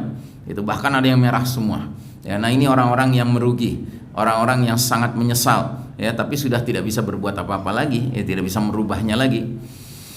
Nah, kemudian terminal ke-11 adalah mizan. Mizan itu timbangan, ya, daun timbangan pahala dan daun timbangan dosa.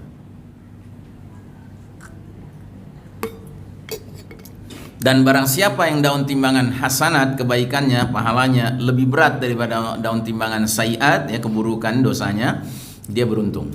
Dan barang siapa yang sebaliknya, juga sebaliknya, dia akan merugi, ya. Dikatakan di surat Al-Anbiya ayat 47, wa nad'ul mawazin al-qista li yaumil qiyamati fala tuzlamu nafsu syai'an wa in kana misqala habatin min khardalin ataina biha wa kafa bina hasibin. Dan kami akan pasang timbangan yang tepat pada hari berbangkit, maka tidak seorang pun dirugikan walau sedikit, sekalipun hanya seberat biji sawi. Pasti kami datangkan pahalanya, dan cukuplah kami yang membuat perhitungan. Nah, jadi saudaraku rahimakumullah, timbangan mizan ini, ya, ini ditegakkan dengan seadil-adilnya sampai ke tingkat ada seseorang yang dia melihat timbangan kebaikan pahalanya itu, berat sekali. Ya, ternyata pahala sholatnya, pahala sedekahnya, umrohnya, ya, hajinya itu luar biasa. Tapi dia udah senang nih ngebayangin, wah surga ada nih di tangan gitu kan. Nggak taunya ada antrian manusia yang nggak rela kalau dia mendapatkan kebahagiaan. Kenapa? Karena manusia-manusia ini pernah dia zolimi. Gitu. Nah, satu persatu mereka menuntut kepada Allah keadilan. Maka sama Allah ditanya, engkau minta apa? Aku minta keadilan karena orang ini telah menzolimi aku waktu di dunia. Apa pendapatmu kalau pahala sholatnya aku pindahkan ke kamu? Aku ridho ya Allah. Nah, mulai. Jadi satu persatu pahala kebaikan orang ini dipindahkan ke orang-orang yang menuntut keadilan. Pahala sholatnya habis, pahala sedekahnya habis, pahala umrohnya habis, pahala hajinya habis, pahala puasanya habis. Ternyata semua pahala ibadah-ibadahnya udah habis, nggak ada lagi, tapi antrian masih panjang. Sehingga akhirnya orang-orang berikutnya yang menuntut keadilan sama Allah dikatakan dia sudah nggak punya apa-apa. Terserah ya Allah, pokoknya aku nggak ridho. Orang ini merasakan kebahagiaan karena dia zalim kepadaku di dunia. Kata Allah, bagaimana pendapatmu kalau dosamu aku transfer ke dia? Aku ridho ya Allah. Nah, jadi yang berikutnya dosa-dosa orang-orang itu ditransfer ke dia. Jadi tadinya pahala timbangan kebaikan yang begitu berat terangkat, malah sekarang timbangan kejahatannya menjadi berat. Dan orang ini merugi, ya, na'udzubillah min dzalik. Kata Nabi, itulah hakikat muflis. Muflis itu artinya orang yang bangkrut. Jadi orang bangkrut itu bukan orang yang gagal bisnis di dunia sampai modalnya habis, ya, ludes, bukan. Tapi orang yang bangkrut itu nanti di hari berbangkit, dia sudah mengira pahalanya begitu banyak, dia bakal masuk surga, nggak taunya karena dia syatama hadza wa syatama hadza, kerjanya mencaci si ini, melaknat si ini, ya kan, menyakiti si ini, menzolimi si anu, ya kan. Maka akhirnya, ya, pahala-pahala dia itu dipindahkan, bahkan dosa-dosa mereka dipindahkan ke dia. Ya, na'udzubillah min dzalik. Nah, setelah itu ada terminal ke-12 namanya Telaga Rasulullah Muhammad SAW. Semua nabi punya telaganya, tapi telaganya Nabi Muhammad paling besar. Ya, karena umatnya paling banyak, ya. Dan di telaga inilah Nabi akan membagikan air minum kepada umatnya yang bisa dia tandai dari bekas wudhunya, kakinya bercahaya, mukanya bercahaya, tangannya bercahaya, dipanggil sama Nabi dan dibagi air dari air telaga ini. Dan barang siapa yang telah mendapatkan secangkir air dari telaga Nabi ini tidak akan haus selama-lamanya, ya. Nah, tapi ada dua jenis muslim yang tidak berhak menerima air dari telaga Nabi. Kelompok pertama adalah mereka yang begitu Nabi lihat dari kejauhan, Nabi panggil, sini. Sama malaikat dihalau, nggak boleh mendekat. Sehingga Nabi bertanya, itu umatku. Kata malaikat, tapi engkau tidak tahu ya Muhammad, setelah engkau wafat mereka merubah agamamu. Ya, jadi mereka bikin ajaran-ajaran atas nama Islam tapi bukan Islam. Misalnya sholat Idul Fitrinya berjarak gitu kan, ada kursi gitu kan. Terus soft laki perempuan dijadiin satu, ya kan, yang kayak gini nggak bakal dapat air dari telaga Nabi gitu. Nggak usah ketawa ya, karena kemarin kita juga sebagian ada yang doyan gitu sholat berjarak gitu, ya kan. Ini kan bukan ngomongin yang enoh doang, ya kan, yang al itu gitu, bukan gitu. Kita ngomongin siapa aja kalau beribadah dengan cara yang ngarang-ngarang, ngadi-ngadi gitu kan, pada hakikatnya nggak berhak menerima air dari telaga Rasulullah SAW. Terus kelompok kedua, mereka-mereka yang digambarkan oleh Nabi, kelak nanti sesudahku akan ada umaro, amir-amir, penguasa-penguasa, pemimpin-pemimpin yang barang siapa mendekati mereka, membenarkan dusta mereka, bahkan ikut mendukung kezaliman mereka, falaisa minni, dia bukan bagian dariku, dan aku bukan bagian dari dia, dan dia tidak berhak mendekati telagaku. Tapi barang siapa yang menghadapi amir-amir model begitu, dia tidak mau mendekat ke mereka, nggak pernah minta-minta jadi komisaris, ya kan? Kemudian dia tidak pernah mendukung kezaliman mereka, nggak pernah membenarkan dusta mereka, fahuwa minni, dia bagian dari aku dan aku bagian dari dia, dan dia berhak mendatangi telagaku. Nah, jadi jenis muslim kedua yang nggak berhak menerima air telaga dari Nabi adalah muslim yang mensikapi penguasa zalim dengan sikap ngejilat, ya kan, malah mendekat, malah mendukung, ya kan, malah mendukung kezalimannya, malah membenarkan dustanya, ya kan. Nah, ini telaga. Terakhir, sirat, ya, titian yang dibentangkan di atas api neraka. Setiap orang yang mengucapkan la ilaha illallah wajib menyeberanginya, padahal di bawahnya api neraka yang menyala-nyala. Dan bagaimana kita menyeberanginya? Kita menyeberanginya mengandalkan iman takwa kita yang tampil dalam bentuk cahaya. Semakin banyak iman takwa seseorang, makin banyak cahaya yang mengiringi dia menyeberangi titian itu. Kalau cahayanya setinggi bukit, ya kan, dia akan menyeberanginya kayak kilat, shoot, cepat sekali. Kalau cuman setinggi kepalanya, ya mungkin nggak begitu cepat, tetapi masih lari kencang kayak kuda, gitu. Yang lebih rendah daripada itu, ya kan, dia masih bisa menyeberang juga, tapi gerakannya kayak onta, agak pelan, gitu, ya kan. Nah, yang paling sedikit cahayanya adalah orang munafik. Cahayanya itu cuman di ujung jempol kaki, udah gitu kelap-kelip lagi, gitu. Tiap dia nyala, dia ngandelin tuh, pas nyala dia maju dikit, gitu. Ya karena ini gelap gitu, di bawah api menyala-nyala, gitu. Tiap dia mati, ya kan, dia berhenti karena dia takut kalau dia maju jatuh. Terus begitu, ya kan, sama Allah dipermainkan dia. Tapi puncaknya lagi di tengah titian itu, tiba-tiba mati nggak nyala-nyala, gitu. Dia tunggu-tunggu nggak nyala-nyala, akhirnya dia nekat aja maju, jatuh dia, sama Allah dipermainkan. Kenapa? Ya karena orang munafik suka mempermainkan agama Allah Ta'ala. Yukhadi'una Allah walladzina amanu wa ma yakhda'una illa anfusahum wa ma yash'urun. Mereka orang-orang munafik suka mengolok-olok, mengejek-ejek Allah dan orang-orang beriman, padahal yang mereka olok-olok, mereka ejek adalah diri mereka sendiri, ya. Nah, jadi saudaraku rahimakumullah, sisanya mereka yang berhasil menyeberanginya sudah berada di depan babul jannah, ya tinggal nunggu jadwal dipanggil saja.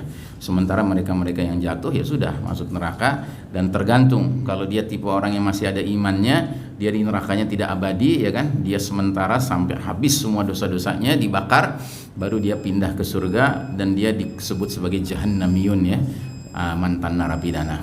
Baik, saudaraku rahimakumullah, kaji kita sampai di sini saja. Namun sebelum saya tutup, seperti biasanya saya mengajak saudara sekalian, mari kita perluas ilmu kita, wawasan kita tentang ilmu akhir zaman, terutama dengan saya menganjurkan membaca buku-buku tertentu. Di antaranya ada ensiklopedia akhir zaman, ini buku bagus sekali, karya ulama dari Palestina. Ada buku negeri-negeri akhir zaman, yaitu negeri-negeri yang disebutkan dalam hadis-hadis Nabi tentang peristiwa-peristiwa di akhir zaman yang bakal terjadi. Ada Syam, ada Yaman, ada Khurasan, ya kan, ada Parsi, ada Rum, ya kan, dan seterusnya. Yang nggak ada Indonesia, gitu, ya kan. Makanya nggak usah nganggap harga mati lah, ya kan. Dia harganya masih bisa ditawar, gitu. Terus ada buku 400 hadis akhir zaman. Sudah terpilih hadis-hadisnya, yang ada cuman yang hasan dengan yang sahih. Ada Misteri Dajjal akhir zaman, ada Kita Berada di Akhir Zaman, ya. Dan masih ada buku-buku lain, ya, bahkan ada produk-produk lain yang tersedia di depan sana. Ada gerai kecil dikelola anak saya. Tapi bagi Anda yang ingin memesan secara online, bisa juga memesan lewat nomor yang tertera di sini. Demikian saya kira, saya kembalikan kepada pembawa acara tadi, ya. Semoga apa yang kita kaji menjadi ilmu bermanfaat dunia dan akhirat. Wassallallahu ala nabiyyina Muhammadin wa ala alihi wa sahbihi ajmain. Walhamdulillahirabbil alamin. Alhamdulillahirabbil alamin. Terima kasih Ustaz atas ilmunya. Semoga bermanfaat untuk kita merenungi dan menjalani kehidupan ini. Berhubung waktunya udah asar, jadi nggak ada tanya jawab. Jadi kita tutup nih doa kafaratul majlis. Assalamualaikum warahmatullahi wabarakatuh.